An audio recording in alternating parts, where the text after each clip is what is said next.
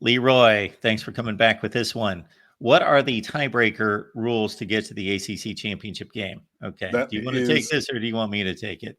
I got it because I actually pulled Okay. them up. Well done. And if you, I'm going to put it in our chat, want to screen share, that is the official policy from the ACC. If it is a 2-team, just bear with me. I know it potentially could be 3, but just bear with me. And I'm going to go quickly because, we're already at 8 o'clock and everything. But 2-team tie, it goes in this order. Head-to-head competition if they play together. Win percentage versus all common opponents. Win percentage versus common opponents based upon their order of finish. And proceeding through the other common opponents based upon their order of finish. Combined win percentage of conference opponents. The tied team with the higher ranking by the team rating score presented by Sports Source Analytics following the conclusion of regular season games, and the representative shall be chosen by a draw as administered by the commissioner or commissioner's designee. That is if it is a 2-team tie. So, for example, if Miami were 8-0 and there were 2 teams at 7-1 for that other spot, that's what that would be. If there is a 3 or more team tie, which could potentially happen, I retweeted an article from the state in South Carolina talking about that because it is potentially possible that SMU, Miami, and Clemson, or potentially you could put Pittsburgh in there, but more likely Clemson because I think the Clemson is going to beat Pittsburgh. Those 3 teams could end up the regular season all undefeated in conference, and you see them in front of you. Combined win percentage among the tied teams if all tied teams are common opponents, but they're not. If the tied teams are not common opponents, the tied team that defeated each of the other tied teams. But if they're undefeated, again, percentage versus common opponents proceeding through in order of finish. Combined win percentage of conference opponents. That one right there, that number 5, seems to be the one that people are pointing to as the line of demarcation, the delineating factor. So, for example, you would have all of Clemson's conference opponents, their win percentage, all of Miami's, their win percentage, and all of SMU's, their win percentage. And then you go, okay, whose opponents had the highest 2 winning percentage, i.e., who beat the better teams, right? So, for example, if you have Miami's opponent win percentage is 50%, Clemson's is 48%, and SMU's is 23%. I do not think they will be those numbers, but I use them for exaggeration and example only. Okay. So you would say, okay, Miami beat teams that in conference went 50-50. Clemson beat teams that went 9-11, give or take. And SMU beat teams in conference who were all the dregs of the earth. So henceforth, therefore, we're going to take the 2 teams that beat the better group of teams on their way to an undefeated station at the end of the conference season, if that makes sense. But that is not guaranteed to do it. Then you also have the other 2, which are the team rating score from Sports Source Analytics and a representative draw from the commissioner or commissioner's designee of the Atlantic Coast Conference. So while number 5 on that 3 or more, and literally I just Googled ACC football tiebreakers 2024, and it pops up on Google as the number 1 thing. It's that site that Mark was showing you. It's on the ACC. It's the ACC.com. It's the actual ACC website. So anybody can go and see that, and you can review that at your own time and leisure. But while that number 5 on the 3 or more seems to be the one that would settle whatever the ties are, they also could elect not to use that and continue down the list if they think that there's another one of those 6 or 7 or something else. Maybe they just got to, I don't know what they're going to do. It might not be, I don't think it'll be Friday Night Lights where, they go to a random rest stop, or a cookout in North Carolina somewhere. The 3 ADs flip a coin and the 2 that come up the same and the other one. I don't think it's going to be that. But number 5 on that list seems to be the most reasonable one if 3 teams end the regular season undefeated in conference, but the other ones and potentially something else are still possible by the way that things are. I know that that's a lot in a little bit of time. I hope that that makes sense. If not, I'll look more into it. Couple quick points out of me. Number one, if you're rooting for chaos like I am, because I just like oddities and I like to see situations played out, and I think that these conferences have become way too big, i.e., follow me, the larger the conferences, the more likelihood that these situations arise because teams are not playing each other to cause a head-to-head tiebreaker. Therefore, you have situations like we could have with Clemson, Miami, and SMU all going undefeated in the conference, having none of them played each other. That's why if you're rooting for chaos, you're rooting for SMU to beat Pitt, because Pitt does play Clemson later, so that would break that tie, unless, of course, Miami gets upset and then it brings everybody back to one loss. But if everybody wins out, we could have a situation again, SMU, Clemson, Miami, and the way the records look right now, it looks like SMU would be left out with the worst opponent's record in conference. That's the way it's trending. But this is the big issue I have, Cam. In that situation, obviously, we know that the ACC champion gets an auto bid to the playoff. Let's say Clemson finishes off the year undefeated in the conference, plays Miami in the championship game. Let's say Clemson wins in the championship game. They get the auto bid. Miami's an undefeated team going into the championship game. They're going to get selected to the college football playoff. Here's SMU sitting there at 11-1. And what is making this situation even more egregious? Their loss was to a BYU team, not the typical 7-6, 8-5 BYU team. No, a team that is in first place right now in the Big 12, and they lost to them by a field goal. If BYU sitting in the Big 12 championship game, 12-0, 11-1, and that's your loss. And on top of that, I have a certain amount of pity or I have a certain amount of empathy for teams that tie for a championship and one gets left out.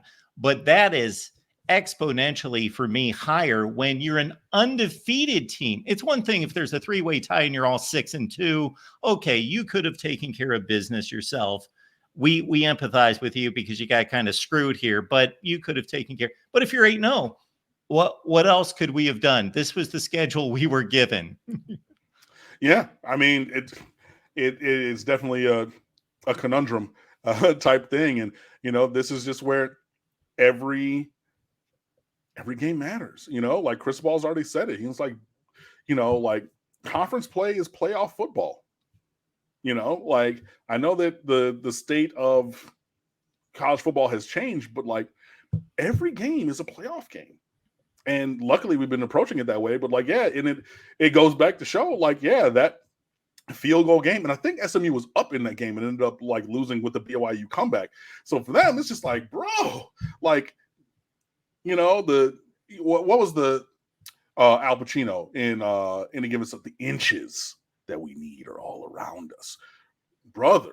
Like you go back and look at that. I'm not an SMU fan or anything like that. My boy APD, his wife is a SMU alum, so she probably knows all of the things that I'm going to say. But like, if you look back at that game, there's probably like a 3rd and 3 and a 2nd and 7. That on offense, defense, like there's probably a couple inches here and there, and all of a sudden now they're an undefeated team and like overall as well. So like, yeah, it's tough, but yeah, all of these are playoff games, and you gotta go through with it and hopefully come out on top. But every moment matters. It really, really, really does. And yeah, hopefully Miami continues to play as good as they have and continue to move forward. And again, these situations are accentuated in this conference and especially in the Big 12. So, for example, in the Big 10, Oregon, Penn State, and Indiana, if they all separately take care of business, they'll all be undefeated. And sure, somebody's going to get screwed out of a conference championship, but they're all going to make the playoff. Mm-hmm. The SEC, I was looking at that, Cam, and if chalk holds, which it won't, there will be a 4-way tie for the SEC championship or the SEC first place leadership going into the championship game at 7-1. Texas A&M. Who am I missing? Georgia. Ole Miss, I guess. Yeah, 7-1. No, Ole Miss has lost twice. There's somebody else there. Tennessee? Yes, Yeah, they're all probably. 7-1. And for as much as some of us hated divisions because it was like, okay, why is Michigan playing the fourth best team in the Big Ten and not playing, and that sort of thing? At least there was a decisive winner. Yeah. Because I could only find like 3 times over the course of championship play in college football where there was a 3-way tie in a division where there was this, well, A beat B and B beat C, but C beat A. So who do you take? One of those? But that is so rare. Usually it was just there's a 2-way tie. They played because they always play. And there you go. There's your winner. But we're going to have these situations. And it's kind of fun. I like it. I like playing out the scenarios, but somebody gets screwed. Yeah, I mean, they do. And I mean, but this would also be almost untouched ground because, like, it's very infrequent that teams go undefeated in conference, like in general. So now we're Sure. having, yeah, 3, 4 teams or 5, 6 teams across 2 conferences all of a sudden, like put it all together through an entire season with the goods and the bads and, the close comebacks or the big comebacks like Miami. And then, I mean, yeah, people went, oh, well, yeah, this call and that call. The calls that Miami has had this year have been right. So miss me with that. It's just sensationalism because y'all hate Miami and you want them to be otherwise. And that's fine. Like, whatever. Like, let's be jerks, hate on us. Like, I'm fine with that. But, like, objectively, those calls have been right. And everybody has agreed, including the people who are saying, well, we just wish that it went against Miami. Exactly, because you're fucking haters, right? But, like, having all these teams who would go undefeated is very unorthodox, but you got to get there. And to your point, November football starts this Saturday. So this is championship season. Every game has been a playoff game. Every game from now, we have to look at as a playoff game because if you fall off, you don't make it. So yeah, everybody needs to continue to do their thing. But in my world, orange and green and white, I bleed orange and green over here. We're going to focus on the Miami Hurricanes doing what they need to do. And I trust and believe that everything will, carry, follow suit, take care of itself. And especially, I know that in the past, the ACC has put all of their might behind Clemson because, the good South program and Florida State and everything. But if you look at the numbers this year, the largest viewer base that's not in the SEC or the games with the most eyes that have not been SEC or Big Ten, Miami Hurricanes, guys. So they know where their bread is buttered. So it would be such a wonderful thing for the ACC, a terrible conference that I hate and want to get out of. But if SMU, Clemson, and Miami all are undefeated, and trust and believe, that would be Miami, Clemson in Charlotte. Apologies to SMU. Sorry, whatever. But the ACC, they would have to be, just to mess it to the point where they're going to have to go to a doctor because that thing's going to last for more than 4 hours. They would just be over the moon for that because then you have the most recent dominant program in Clemson, to my mind, largest legacy program, Miami. And you could say Florida State as well because they did have that run of 18 years, top 5 in road or 22, whatever. You know what I mean? But 5-time national champs versus the most recent 2-time champs with all these legendary players. Oh, buddy, they would be doing backflips and cartwheels all damn day for that. And I hope to do our part to make that come true starting this Saturday at noon against the Duke Blue Devils. Everybody be sure that you show up. There's only 2 more home games left in the regular season, guys. There's this one. There's a bye. This one. Then we go to Georgia Tech. Then there's a bye week, and then there's Senior Day against Wake Forest. That's it. So again, all these times to come out in fellowship, all these times to come out and support your Hurricanes, all these times where you've asked over the summer, or in the spring, Mark, how many times do we have people say, oh my God, it's so long till football season. I can't wait till we are in the middle of it and undefeated. So I don't want to hear it, bro. I don't want to hear it. Now I know, like my friend Brandon, he has a prior standing engagement on Saturday at noon. He will be unable to make it. Right. I get these things happen. If you got kids, which I don't, maybe you got a soccer thing or a basketball thing, go and do that. But otherwise, Find your happy ass at Hard Rock Stadium, because I don't want to hear anything from you when it comes to March or June about, oh my God, why is there not a game? And you had an opportunity to be there to support an undefeated football team, and you didn't take advantage of it. State of the U.